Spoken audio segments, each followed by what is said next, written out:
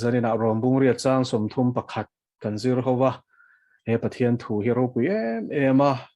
a thlante lalpaina a tan tur thu ania he ama te le a thlante tan chuanin bible chang a zira po zir nom ber pol ania lali suan ro rel ania a thisena tlante min han tan tur le thiam min chan tir tur le mel ma paina thiam lo min chan tir tu ma thei to pa chua a hlo cham tur thu ania chuwangin kha sermon kha in langai thalo ani changai thlange turin kan ron hal du bok chewa tuna chuan Zawhna le Chhanna hun kan lo mang chan to anga Zawhna kan nei thina nei tur po kan ni a tin zirlai tha an ti chu Zawhna zot pe hi an ti thina zir ti tu te hian chu tiangin zanina po hianin thutaka than tuma be fat te chuan Bible hi an bi a hriat thiam lo an hmuwa chung te chuan zot an zo pe na chuanin an lo zir thina an lo thiam bela an lo thang thina ni chu wangin zanina po hian he Zawhna le Chhanna hun hi kan mang ho le don ani alalpa tharawin minom pui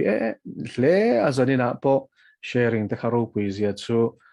at live aron tel thengei khanin in lok pui berin ka ringa kan lok pui tlang khop mai ole tuna chuan Zawhna nei te tan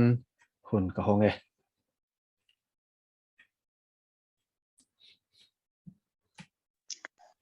ole Zawhna ka lo zotanga ma se ka Zawhna hi tuna Bible study kan zir topic kha chu ani chia lawa vain chu kapa thi cham avai thumna ania 2019 September 9 khan kan vui liama a birthday ni po ani boka khamini athi ni khani riat ania niriat zan khanin a chanchin kha zo ka hril chia tiro kapa hi tiang hi ni a din mun hi min tong trai pui ro kha karon ti che phone khanin chuan a chanchin ka hril atang che khanin ipa hi be se omani lowa anat na hi anna ema dam chok don lo ti kha min hril ta thlat me ya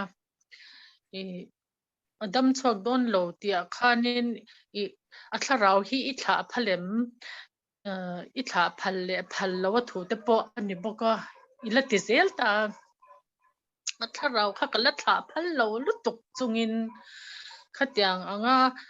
a hun atan hun to pani don ani ti kha isoi thei tat me kha khamak ka tia anu de loka khana thi tu kha min ron hril ta ngal beisia pa chaw ro pi ro se kha engtin nge shet na hi nei chan ka pa chungchanga chu po hian nin ka hrilowa kha ka u fa pa chungchanga te po khanin adam chuak lawang ti kha isoi lok thei tat le zel boka chu chau po ni lo midang po khoi nge scholarship lampang mi nge mani kan thian pakhat khanin a unau thi tur chungchang te po kha hril che ni o me a unau pa dam lo chungchang a hril cha chu adam chuak lawang ti te po kha ilo hril le thei zel kha mak hi katia chuan chu nge shet dan ka zo masak na pakhat na number 1 chu lo ni ta se chuan voina athi ni vui ni program vel zong kha ke en ngam chuba ama kha chuan ke en ngam lo thi chama te khanin ke en ngam lo chan chu ka nu ka ulanga ka trap na sa don ti ka chiang sa voina ke en ka voi khat en na khan hi ta chuwa voina ka tu le in nam ben lo na tla kain sun thei lo voi tam bathroom ka lu phani khatiang khanya a tharau te khanin min lo mu thengem a kwang te po than wal khenga ka vwa na ka zui char chau te kha min lo mu thengem mo an tharau hian mi thinu hian an tharau hianin vana tang te hianin min lo mu thei ranga ngem ti kha ka zo na chu ni ta ha min chan thei chon kalom nga tang ole izo na chuan thuruk a hai chuak don tlat mai engpo ni sela pathian ro pui nan chu ni sela tir ko polang deuh khanin han soi donila amang chuanin kan chang ro pui lem lowa maru chulal pazara chuan fate vek kan nia i ani po khanin van thum na hruai chho ani thu soi don khanin ka amang lowa mi pakhat ati de ya korin thon ni na bung som phan hi midang chan chin a soi moin lo ti palange ama chan chin a soi na ni chu chu amalam thu le anulam thu tang hian a fi ema korin ko ran te kha apostle in ti ni si lo ten anti buenas ema anil la raul sia anin soi thei box sia tir ko pol an soi chepo pe box sia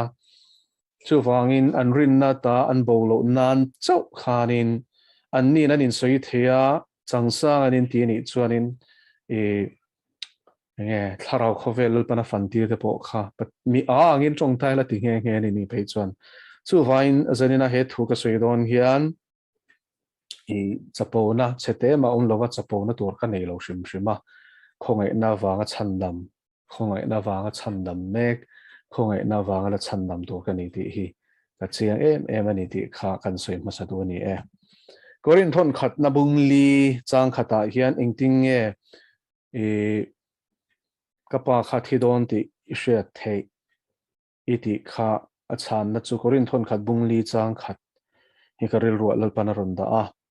ke ni ho hi krista rongbol tua le pathian thuruk en kol tua mi in min ngai ro se ke ni ho hi krista rongbol tua le pathian thuruk en kol tua min ngai ro se ti hi achan na toy thei ber chuania e lalpa ta kan ni to chuan lalpan athuruk te min kol ti thin mishing a po chian tha te chu kan thuruk te kan shil thin angin lalpa nena in pom chil nuna chuan lalpan chung amerin tlak te nena chuan athuruk a hriat ti thin ani I karu pui lo ka ti to kha amaro chu lalpa hi ro puya a khongai na min chan ti ve thina fia takin min be thina tin hetianga fia taka thianang maya kan len dun theina tura tan hian na sa takin min thiat pokani ti kha ka soi du azin kong hi chu rang khop mai e zole doni lang chu pathian khong ena zara zole chu ka thlang thawanga amaro chu ka ton tur tam takhi hriai lang chuanin shelo ki lang chuan pumpel te hi ka tum mai ngem ti te chu ka ngai to ve thina chu vaina ma nena leng du na thianang maya in kom mel thei nun alal para min hruai lu thi ka van nei ka in tia thil tam tak min hria ti thina e achul ati chin chau ka soi thin ti kha toy tein khalai kha chu kan chang mai nge e khatia min biak khan lalpan min shila e akal don ala don ti kha min hria tir tin lalpa vekin I thla phal le phal lo kha zot tu chen min ti wang ka zot mai chen ni chu wangin engma mishing na hriat ka nei lo ke chuan lalpai ro chuan engkim a hria korin thon ni thon khat na bung nia chuanin pathian tharau chuan engkim a chui chhuak a ni pathian thuril te po ti chu vain tharau thiang lim keima oma hian engkim a hria e achul huna chuanin engkim min shil lem lo ma se achul sin hi chu min hria ti ve thin ani ti khanin izo na masa kha chu e pathian ro pui nan kan chang mai nga khongai na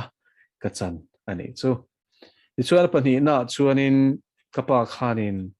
akuang ka von ve lai te voina ka chap lai te kha min huangem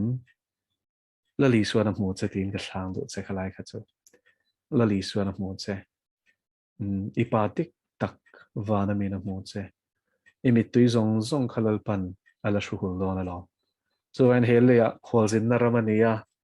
lalpan kan cha kan lungai te he aphal tuk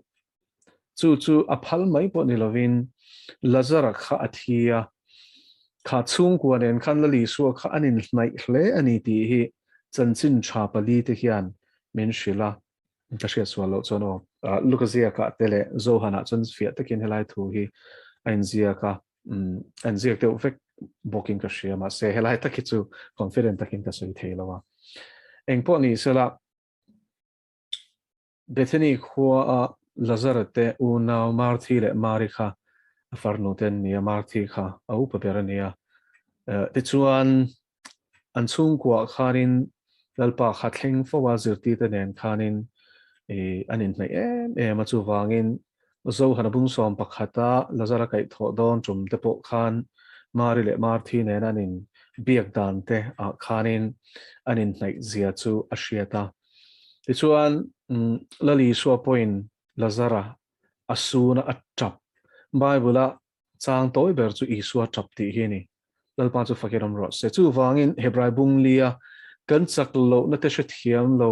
pui thiam lul ber mo ro pui tak nei kan ne lo ati hi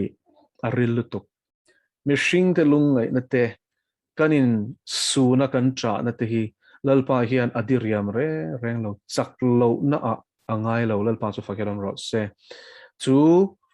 I lung len na le in ngai ngoi na chu lalpa hian a hriat thiam zia hi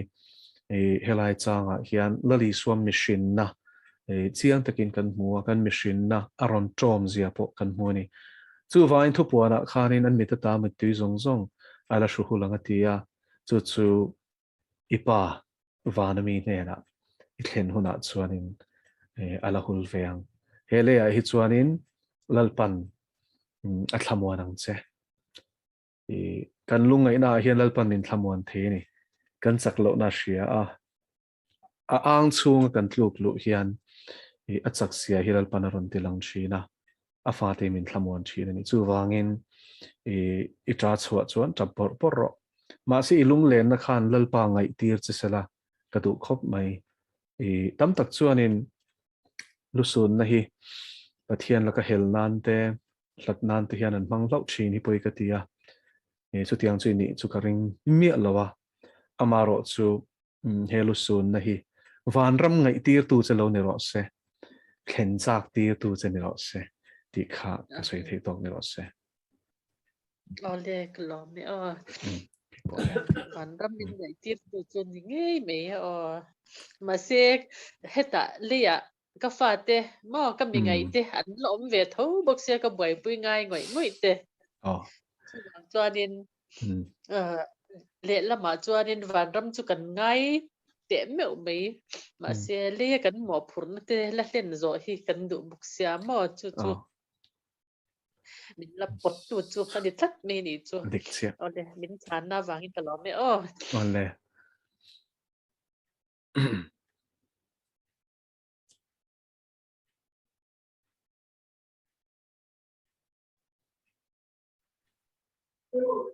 oh hello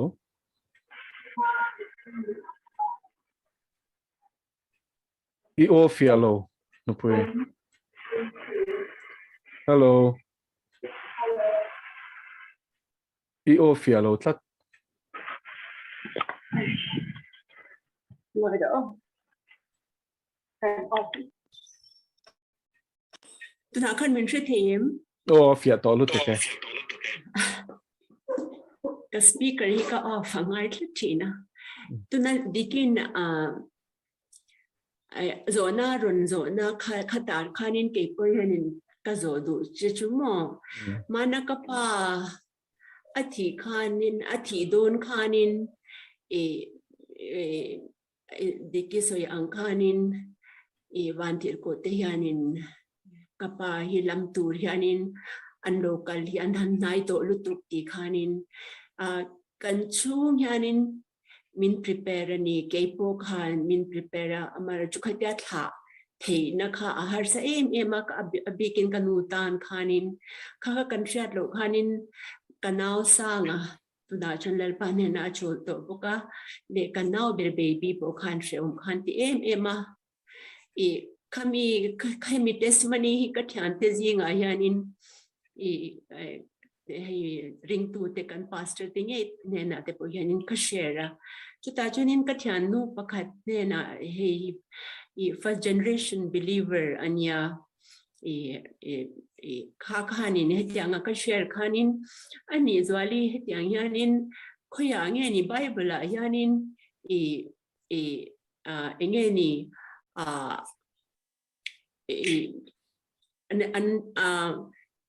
anh tin nghe culture te hi he khovela tanga culture te hi ka heta te hian in thla angai ti min hril theiam khakatia ke khachuanin anh tin nghe ka chan cha ko kha ka re to lo ka ron zo te cha kha tu da hian min hril fia le thiangem le khoilaya ange ni khatyang khanin khatyang cha lo po khanin anh tin nghe ni release the soul of the person mo kha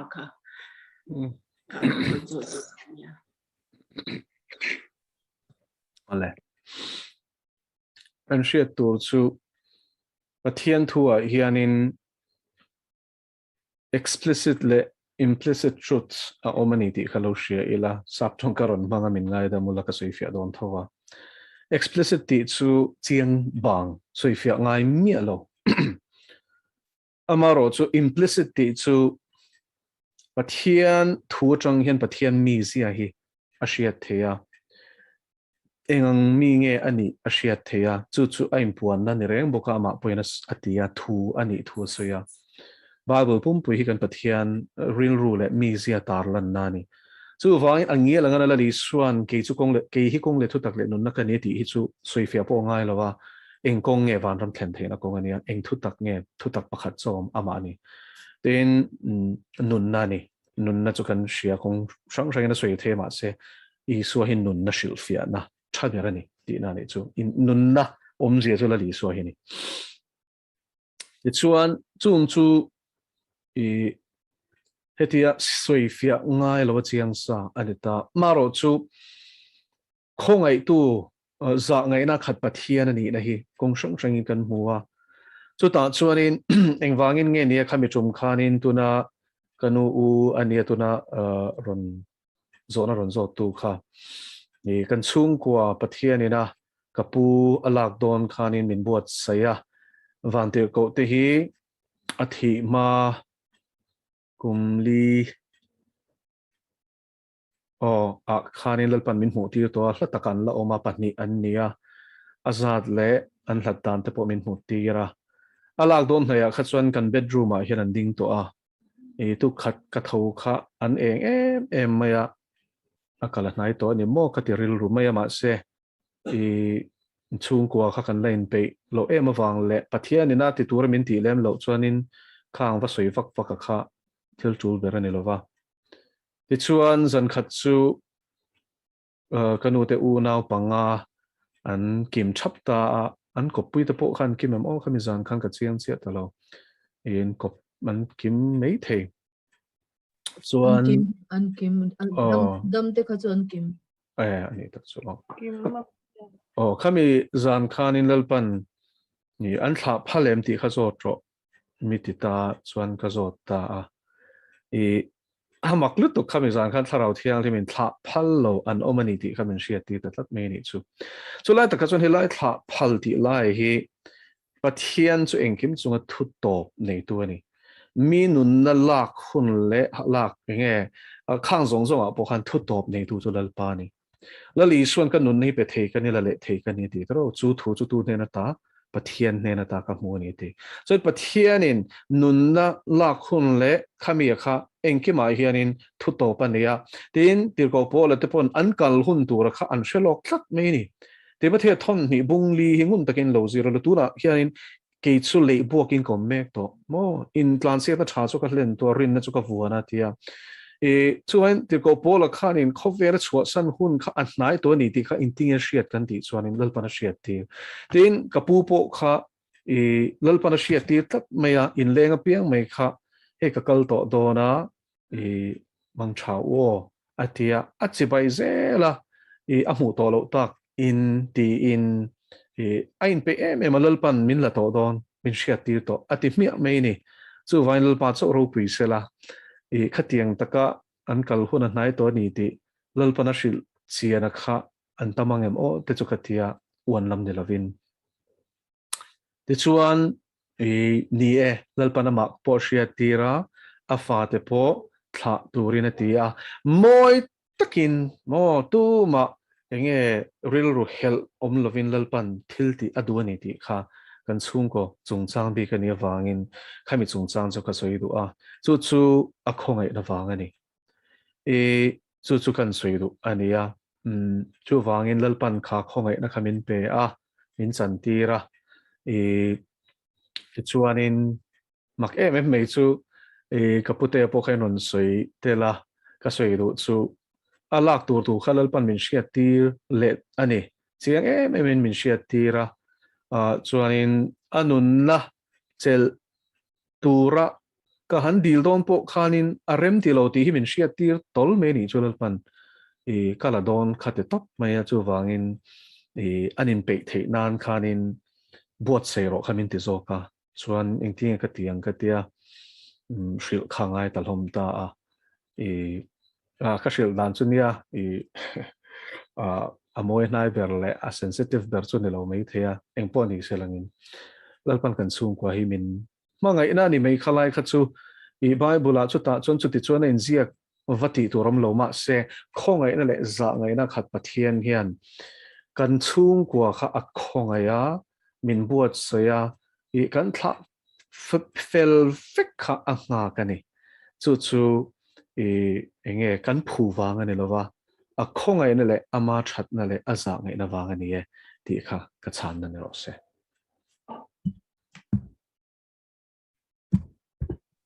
Amen. Vale, claro que sí. Uzo ko zot velo. Ole. Imo judale khathon akhanin chang somni pathum atopnam akhan mo word pakhat hemi hi kamman thiam lawa chen khat anti sabol lo kaina sil fen lampo chu tenin lau chungin khongai ro jan lau chungin ati lai takhinga tinge Judale khathon chang somni pathum mo atto last line chen khat anti sabol lo kaina sil fen lampo chu tenin lau chungin khongai ro ale poi mo khop mai chang ron zo hi helai hi zanina kan thupui lalpana min pek khel tura min pek nen pon a in zul chhoveu zele helai hianin zudale khathon hi in chiar chuanin zirti tu der te chung chang ron soyatin ringtu anga in chal ni ma salangin bol hlo takan nung si te chung chang soya chung te chuan boral tur zia te aron soifia ema chumin hnuwa chuanin ringtu ni si ni ma salangin suala lo tlu te chan chua atul zia aron soina ni ta ni chu wangin la hian kan shia tur chu ring lo tu te chau hi kan va campaign china ring lo tu te ne na chau hian chanchin thashila la chan chua ngai mo hi kan tiang ti hi la om china ring tu le ko shan ding sa nge poi eng wangin ngelal pan beram pu pek dan nanga mo serle sang khoi tur le ahuna thu va soya moi to ka tir anilo van rama khal theng turin beram pu ruat zane na hian chu nat takin ka seidu beram pu teu in mo phur na shero u a chan chu ro relan ni a yelal pana ngai tua don cheu ni o mishing ro rel na in pum pel ani theye leile van la per ro rel na hi chu chat tuanin in pum pel don lo chu wang a beram te in mangai tak lova an nun na chan chuak tura thei top in chwalo chuanin lalma a hian in la zak ani lo po in ro rel sakin in la om don bible hingun takin lo en ro na thai bung som ni pali top lampang kha example pakhat so kan tar lang nge beram pu te ro rel sak tan tur khau zia ni chuan he changa hian lut tai la chen khat mei ata la chuak thoi ulati hi shem hun mei soina ni pe he langai lo shem hun mei ta a chan chu an nun dan en chuan an thi vele shem hun an ta don ti a chiang top sia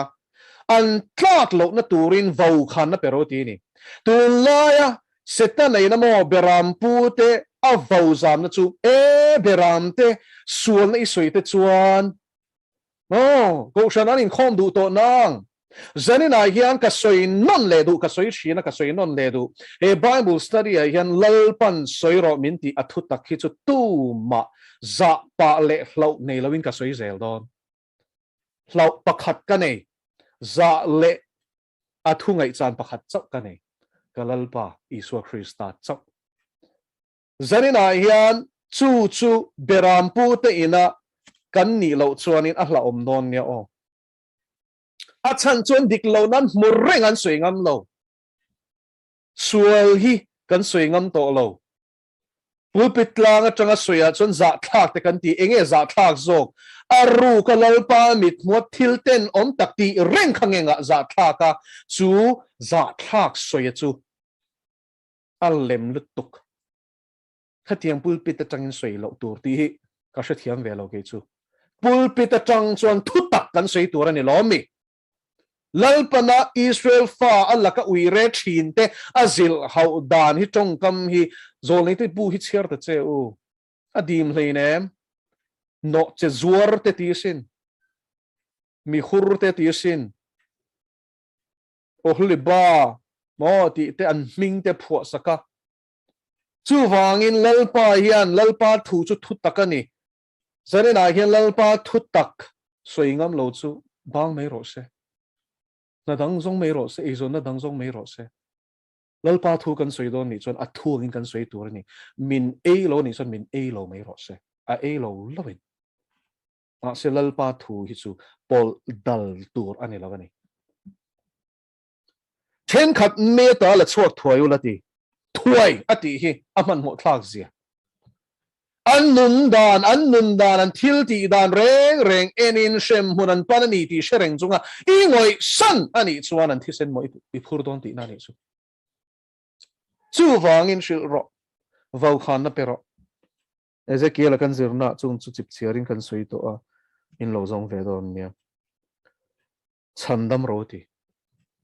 akeni chandam themi in lo tiange lali suan tlan na na chu thok to ma se chu tlan na na le avau khan na thu kan shil hian kan chandam the om zia kan manem lalpan soi tura min ti mishing mai za mi lova kan soi hian lalpan sual simna shwai lu theya ti chuan chandamin anom thei ati na ni chu adot le soi chu chen khat anti sabol lo kai na sil fen lampo chu tenin hey hi ring tu te nun dan turani a chan chu ring tu chu mo eng ang point tharau thiang lemin thuam chero set lu thei ini tin shero chu ni helai soi na chan chu wangin chu tianga suala thlu te iwa chan do na ni po in wati thot chu khur chungin nang po thu thei ini tin shereng chungin an egeti chen currenty sa bol lo kai na sil fen lampo chu ten in atium zia chu until ti swal ten om lut tuka tluk ve hlau chungin in ven ran chungin ati nan apoi mo ani tu na hian chu chen kha chuan lut thuk to lutuk chung te chan chuak tur chuanin an ma ni tharau sual o makha an lian to lutuka chak to lutuka rin na nge tak ini lo chuan tlu ve thei ni ishu thia mem kan soi chiang lo kang lai hi pe he la soi ni a hun tlat to lo pastor tlu cheto te an tam to lutuk shero o nem he thelo pro pastor ni la ya mei chela ka che sual te zul ka che sual te an tam to lutuk hi kan in zirti lo wa ngani pastoral hat mo pastoral ruan pu chan puyan duan beram te mei che zungol ve te an va ve ta ni example ti chuan chan chwa tumin ka ko me ka counseling e an va ti ta da chuanin an ma nin an vangai zongin mo an va hurle ta tlak maya an va I ta ni chu an chan chwa tu makha in manem ti khan chu tianga tlutal hlo te chu an omani tu ming mà cái soi đón lâu tu mà ti mol phao cái tum lâu beram pu te u phim khuru enga ma pastor in yawang khan tlu thei lawa in ngai ringot su I tlu thei lu tuk evangelist in yawang khan tlu thei lawa in ngai ringot su tharau mi ni yawang khan lalpan lo shual shat to che wang khan tlu thei lawa in ngai ringot su I tlu thei lu tuk tir ko pola ning ti ti shem gorin thon khat na bung kwa a chuan bo ruak mai nik lawin ke ma le ke mai hi kain nek ka taksa hi ka thut noya ka da to chu ti lo chu mi dang te krista ne ka shoi to nu yan ke ma nge hi enga moti kongin pai kha kin kom dang e ti sin khati khopa tharau thiang limina man to nuwa khan thu the ani zia a in shia he zir tir ne hi kanin peto lo lo fin khur le tur lal pa chu fakiram ro se mei chian en lek pei chuan a falin counseling pesu a him lo tu mo om ro se nu pui nei toi ni chuan in nu pui kha emo kong phar tuk ver hong ro mi te mu thei turin mi dang om ver ro se a poi mo lu tu he nga hian kan film khur kan fir hi ban ngai to em Billy Graham kha ek wangin nge soi chia ta kai lo ngati nge soi chia ta ni lo hen ko nga hian a film khore lo ku the ni tin sia wang lo a film khur chin chapo lo tur lalpan min thuam cha de wa wang hian to the lo en nga ya wa ham bor hi an se so lu cho kan ni chu vain he lai bible sa nga hian eng ti ti chen khatan ti sa bol lo kai na sil fen lampo chu tenin sual hi huat le tur ten tur ni chu sual tlu sual sal tang ta chu mangai tur ni ma selan thil ti sual kha chu mo ten le tur ni chu soi na ni lal pa ti hi sual huat ani ti nen khana kal ko pani chu helai chang hi thu fing da bung ria chang som pathum kha lao chungin khongai ro ti om zia chu hei hin sualat lu me chia ni mi pat me chia nat lu hurna sualat lu mi pa ini chan pui don chan lao le la khur chungin khongai ro ti ni chu ke mi ni om ve dang e ti lao chungin phim khur thei to pa phim khur chungin I chan pui du ani pon chan pui chor khongai ro a chalu tu ma se mo I tlu ve thei ti shereng la lao chungin a thil ti sual kha ten ngoi chungin itlu ve ang itlu theni ti shia in tlu ve hla om zia shereng chungin veng ran chungin chan chuak ro ati na ni a fie mo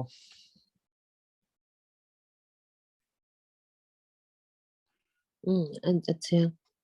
nghe lo mo me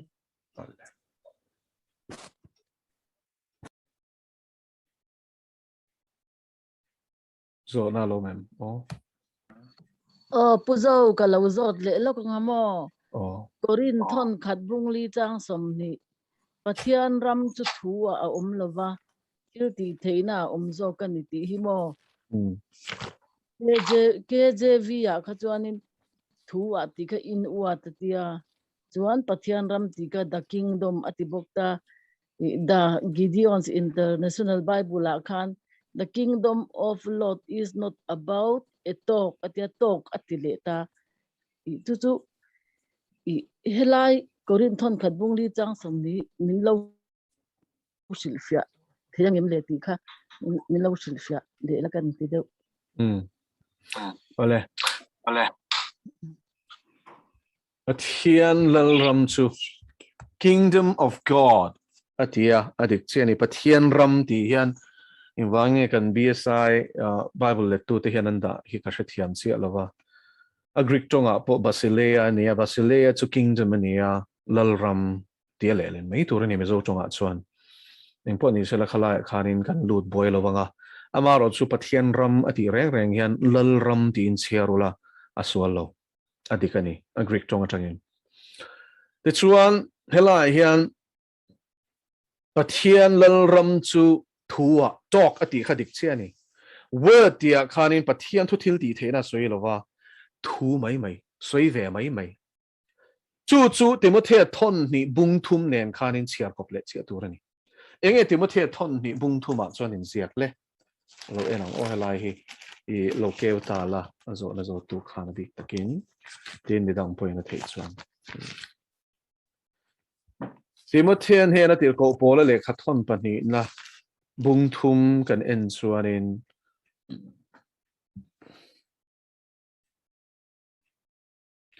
changa na chuan Pathian ngai sak an na nenga thu ti le Pathian ngai sak an na nenga ti khakal kop soi ve mai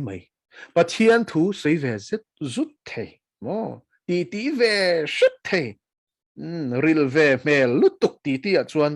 Pathian ngai sak an na nenga ti khakha ta ni nima sela thil ti thei na chuan oi lowang chung ang chu hoi san ro ati pi hemi nen hian akal kop Timothy thon ni bung thum chang nga nen khan korin thon khat bung li chang som ni thu hi akal kop ani chu chuan hemi chang ena soitum bera chu ka ringot lalpa ti athil ti then ama ring tak silo zanina thu cha kan ngai thlang nen khan akal kop bok ani chu rin na tak lalpa hian eng kimati theni ti ring ngam tak silo ma lalpa han lam chia le ring lo ngalan she boxi ring zo tak boxi lo ka mai lalpa ti chino hote ati nani chu wangin korin ko shana khanin tong thei tak in la rau tak in la chang sui chang nge chang sa nga in sui thiam thei tak kha an lo tama chung ko shan kha anti boy chin kan ti to kha chu wangin chung te pai thak nan chuan he thu hi te ko pola na ron sui ta ni mo enge ron sui tak chu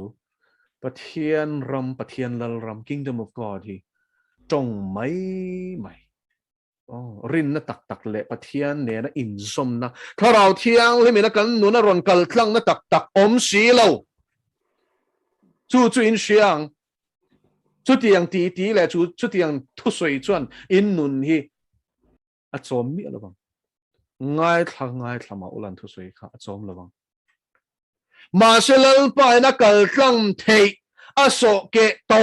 a thia to a sop zal to te kal tlanga a luang chua khichu a hai thei mi lo lal pa cho fakenam ro se chu an tir ko polan in la rawe be ma ron bum tu cheu kha ka shil du chu mo thu mai ai han Pathian lal ram hi om lo ne o